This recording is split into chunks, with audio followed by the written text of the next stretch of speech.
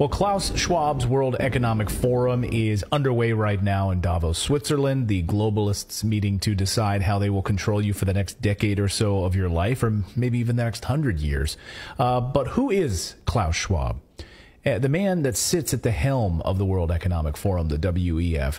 Well, investigative journalist Johnny Vedmore has spent a long time investigating Klaus Schwab, and he joins me now. And Johnny, as we were talking here before the show, I mean, it's not just about Klaus Schwab. These tentacles are deep and they are wide. What made you start investigating Klaus Schwab?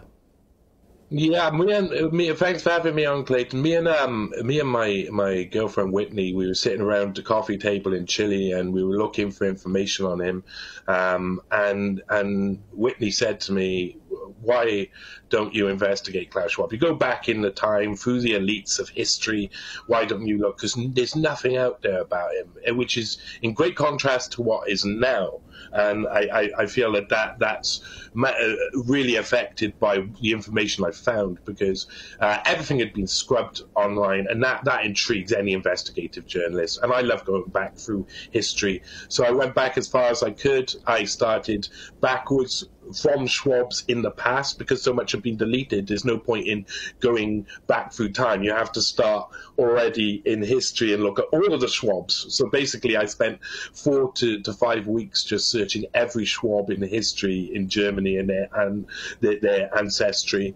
And I eventually found Klaus Schwab's ancestors, his father, his mother, his grandfather, and an amazing story surrounding it, an amazing story. Klaus Schwab, his father was Eugen Schwab, born 1898, and eventually, when he was older, he would work for a Nazi model company called Escher Weiss. And during the war, Escher Weiss would be central to the Nazi atomic bomb program. And so Klaus Schwab's father, who was managing director of the main factory in Ravensburg, was not only making submarine parts and aircraft parts for the Nazis, and potential atomic bomb casings for the Nazis as well.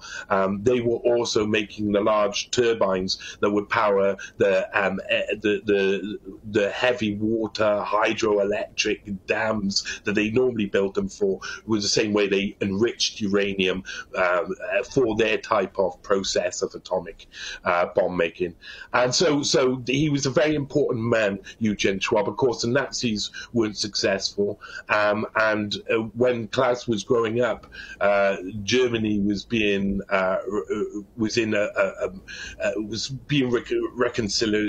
It was trying to change its image to the rest of the world. They were trying to say, look at us, we're now kind, we got over it. And at the same time, America was kind of learning some of the tools that the Nazis had used. The American intelligence services were using some of those tools to kind of do the same tricks the Nazis were pulling in an attempt to fight communism. For a good aim, they were saying, we're going to fight back these Soviets. Before it, we need to get dirty. And they started, of course, we know Operation Paperclip. They started bringing people in. And there was lots of projects set up. And in 1950, there was a special project set up in Harvard called Kissinger's International Seminar. It was actually set up by William Yandell Elliott, a grandee of American politics, who basically had been advisor to 6 different presidents throughout his career, as a high-ranking CFR member, and he invented this seminar, which a newly graduated Kissinger was put in charge of, and it was about training young global leaders. And in 1965 or 64, Eugen Schwab, Klaus Schwab's father, would say to Klaus, the only place you're going to go to succeed in the world now is Harvard. And he went and got offered a place, because you didn't apply for Kissinger's International Seminar. You were often headhunted. You could apply, but only the best got in. And they were looking for the best potential young leaders. And Klaus Schwab, in 1965, joined the ranks of Kissinger's International Seminar, which he graduated in 1967, and was a CIA-funded course.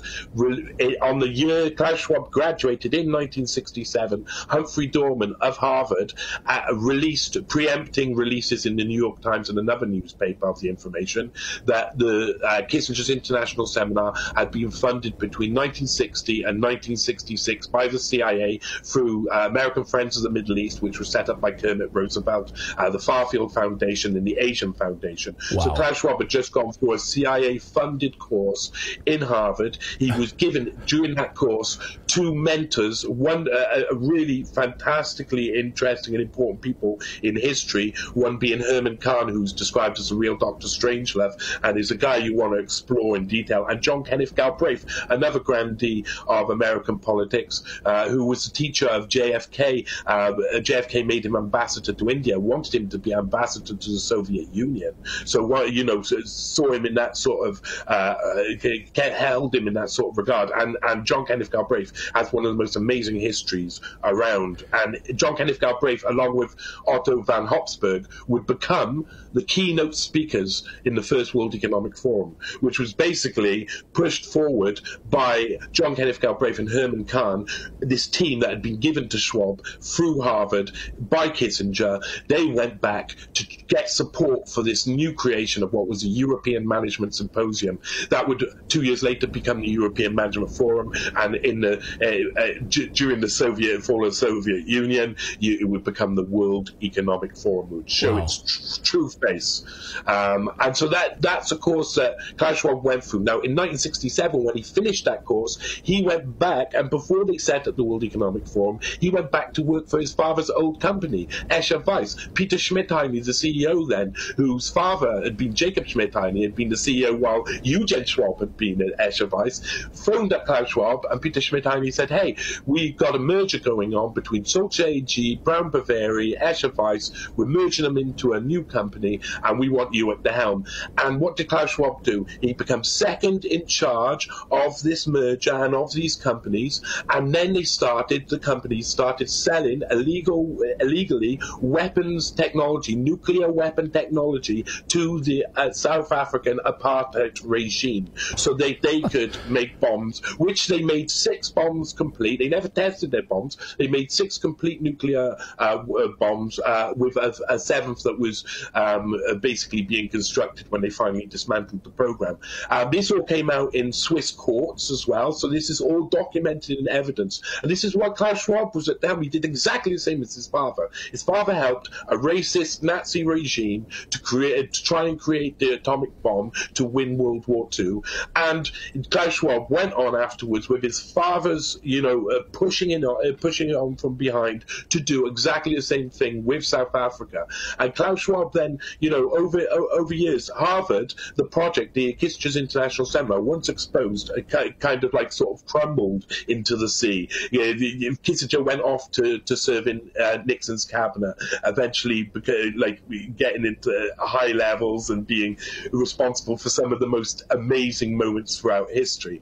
Kissinger is a really interesting person in this. He's really important, and he stayed in the background, but in the 80s he started to get back involved with the World Economic Forum, showed his face. The World Economic Forum, really interesting at the start, because it started off, it had a really big, had these big names to open up the actual opening of the European Management Symposium, and then the second year stumbled a bit, and the third year they got in Limits of Growth, they got in the Club of Rome. Aurelio Pecci was the keynote speaker just after they had written this, the Limits to Growth, which basically said, and he said it within the speech, that the enemy of humanity would be man itself in the future. And of course we know that later on Klaus Schwab in the 90s started up the Global Leaders for Tomorrow program with the World Economic Forum when it rebranded.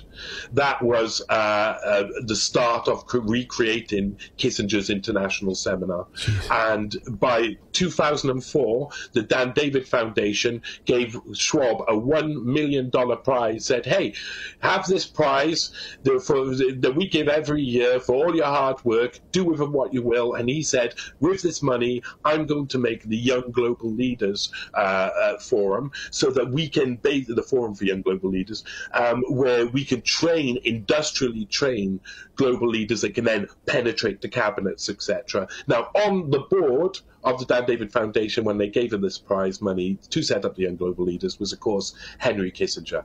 And it's just a cycle that goes round in a circle. Schwab recreated Henry Kissinger's International Seminar, which